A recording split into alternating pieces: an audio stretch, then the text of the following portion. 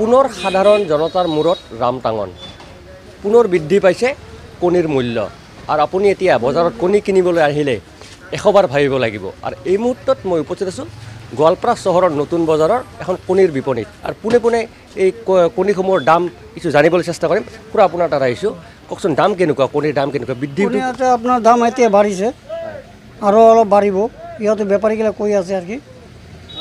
কিমান বৃদ্ধি কিমান? এখন 230 টাকা প্লেট বিক্রি আছে আর কার্টন 1550 টাকা বিক্রি আছে।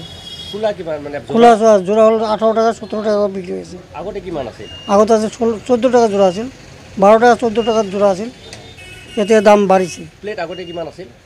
প্লেট আছিল 180 টাকা আছিল, এতিয়া এতিয়া আপনার 230 টাকা হয়েছে। কাৰ্টুন কার্টন 1550 টাকা হয়েছে, 1550 টাকা কার্টন হয়েছে। মানে বৃদ্ধি হয়ে আছে, বৃদ্ধি হয়ে আছে, বৃদ্ধি হয়েছে। কমাৰ কিবা সম্ভাৱনা আছে? নাই, কমাৰ সম্ভাবনা নাই, বাড়াৰ সম্ভাবনা আছে। আৰু বৃদ্ধি হোৱাৰ সম্ভাৱনা আছে আছে আছে। ৰাজ্যতো অসুবিধা হৈ চাগে? অসুবিধা হয়ে থাকে, কমলে ভাল আর কি, নকমলে আর তো অসুবিধা আই যায়, মানুষ খাওয়া খাদ্য কমে যায়। নিশ্চয় আমি নিউজ অসম নৰ্থ ইষ্টৰ দৰ্শক দেখুৱাইছোঁ গোৱালপাৰা চহৰৰ নতুন বজাৰৰ যি এখন কণীৰ বিপণীৰ পৰা দেখুৱাই আছোঁ। মই পুনৰ কৈছোঁ কণীৰ মূল্যই এতিয়া জলকলক খুৱাইছে সৰ্বসাধাৰণ। নিউজ অসম নৰ্থ ইষ্টৰ দৰ্শক দেখুৱালোঁ হয়।